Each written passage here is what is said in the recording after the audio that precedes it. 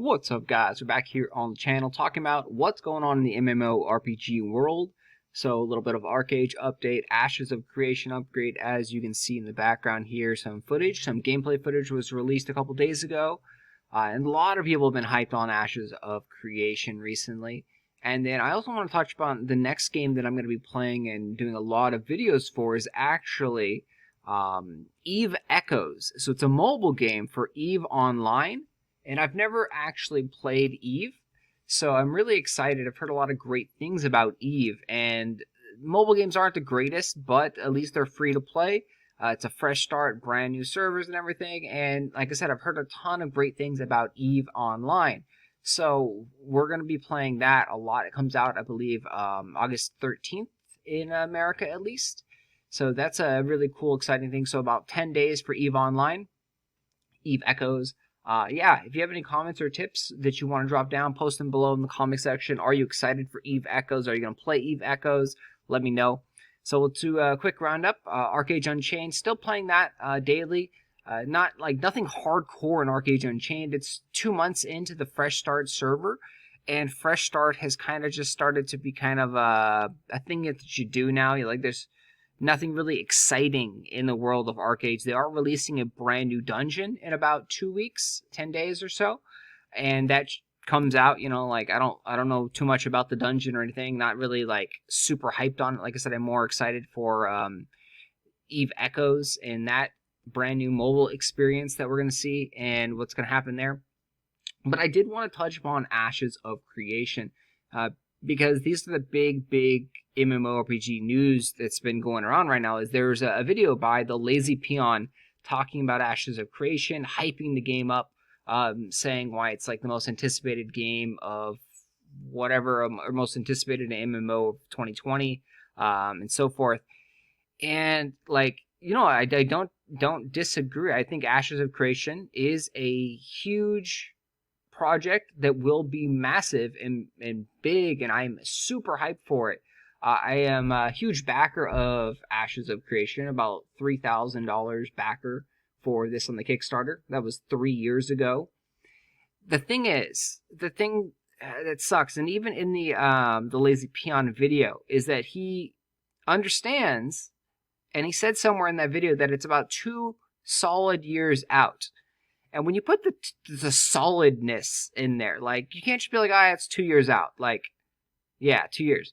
No, because everyone knows that in game development, and MMORPG development specifically, delays happen. So if you say 2 years, that really means 3 years. So he's too solid. It's going to be a too solid. He's saying that it's at least 2 years. That was the Lazy Peon. In my personal opinion, I don't think it's going to be done in 2 years. We are very close to Alpha 1. So with being in that high backer tier, we've had access to the Alpha 1 systems for a very limited period of time. The Phoenix Initiative had special perks here and there. And yeah, the thing is, I can't talk about too much. There's an NDA on a lot of stuff. And that's why I don't make a lot of Ashes of Creation videos or anything, because I don't want to accidentally disclose something that is not available for public knowledge. So yeah, we've had a few play tests with Alpha 1 and we've got to look at it, but it hasn't been anything crazy. It's been a few hours here and there. Nothing hey, servers are up 24/7. And I don't know when we're going to see servers are up 24/7. I really think that Ashes of Creation is about 3 to 4 years away from being released. And yes, this gameplay footage they released a couple days ago does look pretty good. But the problem with Ashes of Creation is that the game and the scope of the project is so massive. What they've said, I believe, publicly is that the Alpha 1 is going to have roughly 20% of the map. So if that's the case, they said there's going to be roughly 100 nodes, give or take. That means there should be about 20 nodes, give or take, on the map. And if they're only at Alpha 1 with 20% of game systems ready or available after 3 years of development, that doesn't bode well for the game coming out within a year or two. That you don't go from 0 to 3 years and you have 20% of a game done, and then you do the rest 80% in less time than it took you to do the first 20%. And they also don't have all the systems developed or even fully function out. The node system still has a lot of information that needs to be worked on. They did like nodes 1, nodes 2, nodes 3. I think they stopped at nodes 3, or they did nodes 1 and nodes 2, explain different nodes, and then they stopped. And so there's like 2 node types that we don't have concrete information on. And the reason is they don't have that concrete information locked down yet. Like, it's still in a design phase on those nodes. That is scary, guys. Like, that is saying that they still don't have that system in place. They don't fully understand what's going to happen there. And with an open world system like this, where everything is connected, all the nodes are all intertwined to each other, the economy is intertwined to anything. If they release a game that one part of the system is broken, that will shatter the entire universe that they're trying to create.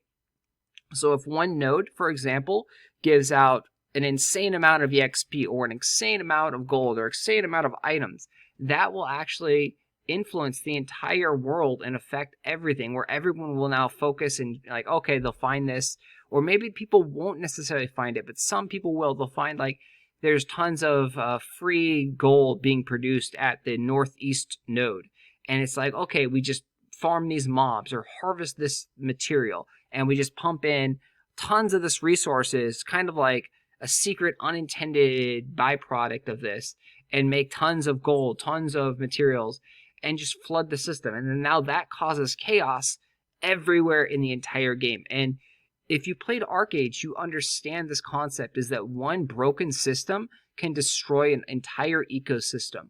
That's what happened with Archeage, and that's why they always do fresh start servers and try to fix different systems. And really, rather implement new things, they kind of just go back and tweak and change old systems because they didn't get it right. They didn't find something, they found something that was wrong and that screwed up the entire gaming experience. Whereas Ashes of Creation is at the very first step of like, hey, we're trying to work all these systems. There's literally every like RPG system that you could want in an MMORPG in this game. They haven't even shown off the naval or anything to do with that nature, and that's supposed to be in this game as well. There's also the Underworld, which is going to be a whole different system, because I believe there's going to be nodes and things down there connected. So like, there's a lot of systems that they need to manage, and they're all connected to each other. And if something is broken, it just kills the entire game.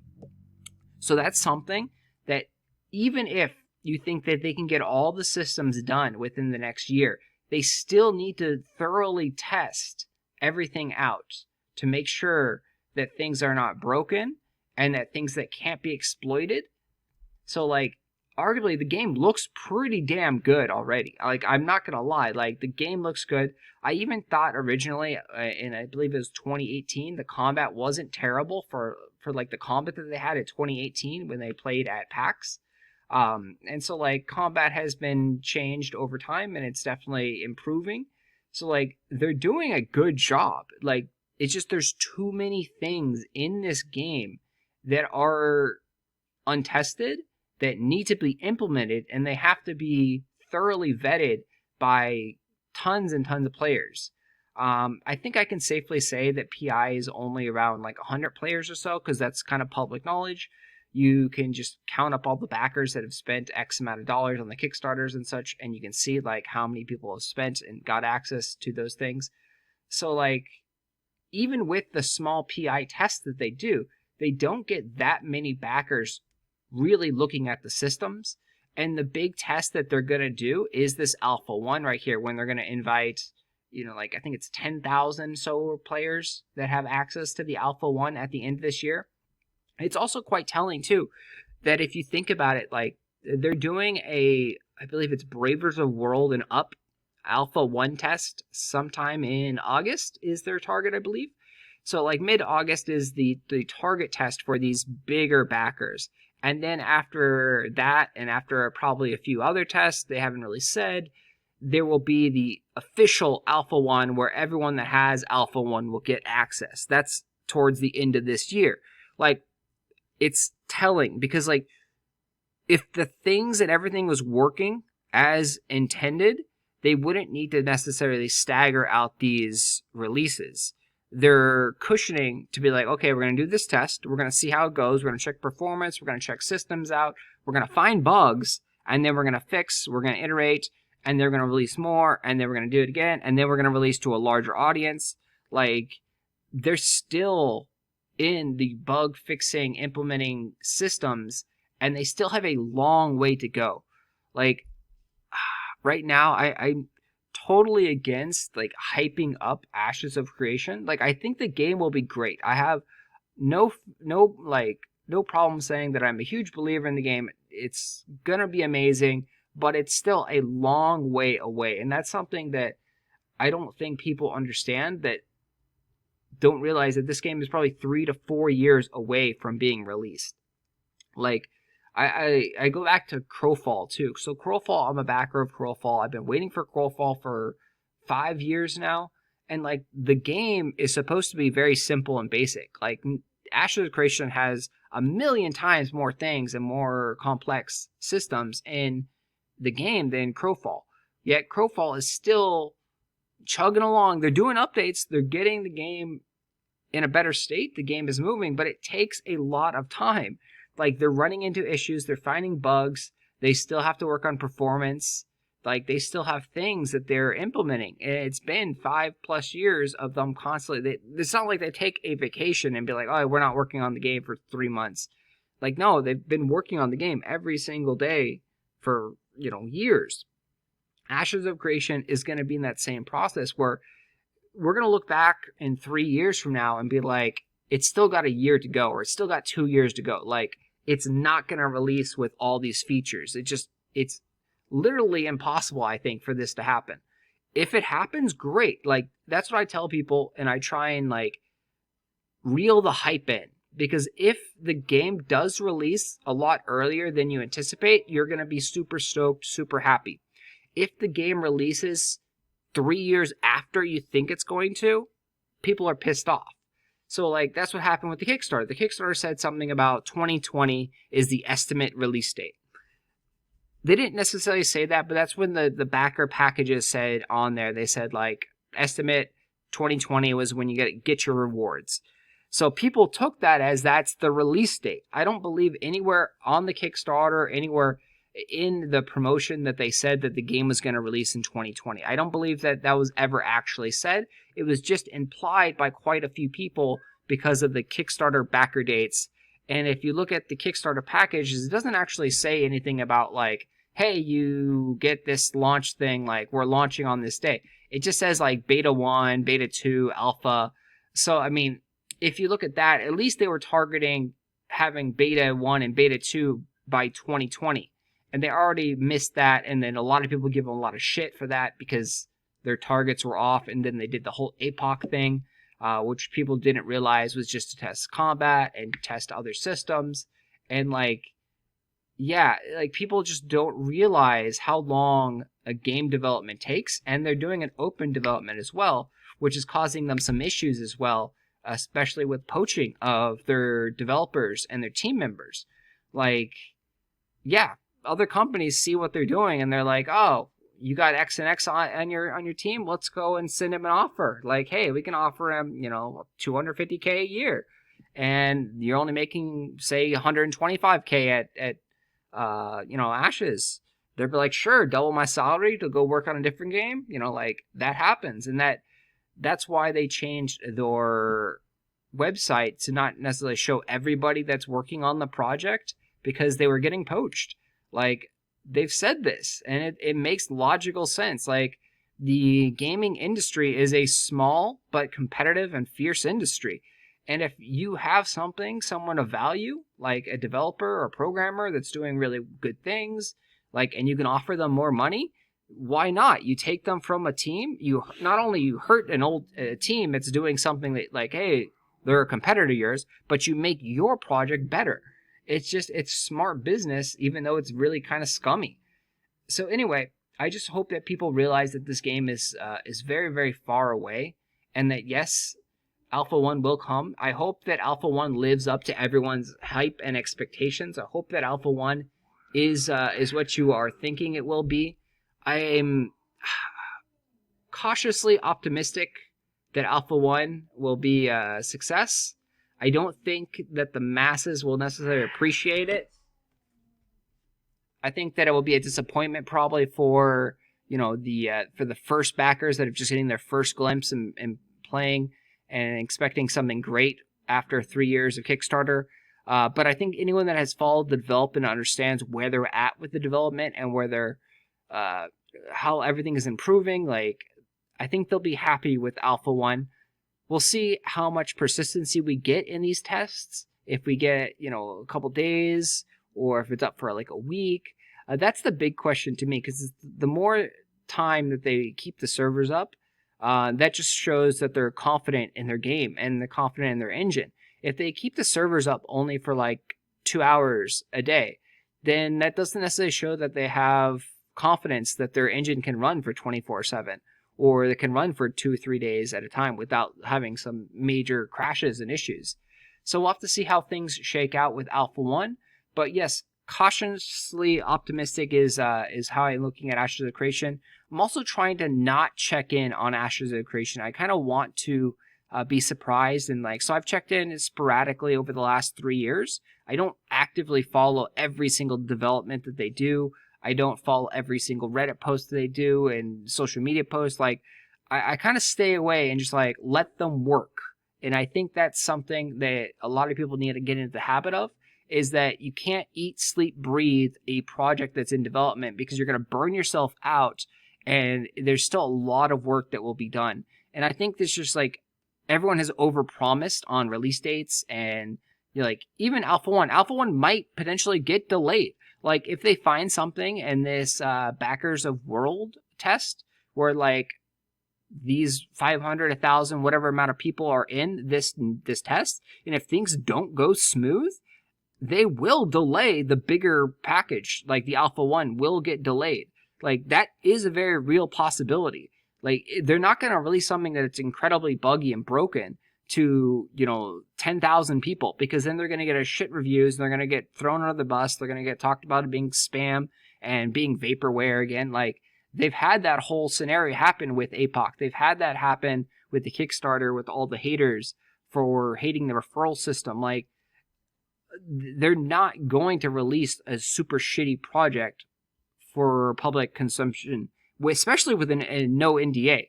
You saw that with Amazon and New World. New World didn't want to release their game, their alpha, their beta, because they kept it under NDA. If they were confident in their game, they would have dropped the NDA and let people show other people what was really going on in New World. I played New World. I thought New World was shit. New World was garbage. I played the original alpha before they decided to gut everything and go purely PvE, essentially. I didn't play any tests after that. I had access to it. I didn't want to play it because it was so garbage that I'm no, there's no way in 3 months or so that they're going to fix these systems. This game is not ready. And I'm really glad that they realized to delay it by a year. They might actually have a playable game in a year. But it takes time, guys. It's not something that happens overnight. And so that's my takes here on the MMORPG world right now. Still waiting on Crowfall. We'll see when that comes. But once again, like I said, with Ashes, just taking it kind of year by year on Crowfall. We'll see how that shakes out. And when these things are ready, the games will get released, and you can have a good time and excitement for it. But right now is not the time to hype up Ashes of Creation, in my opinion. And I think that's just what's happened.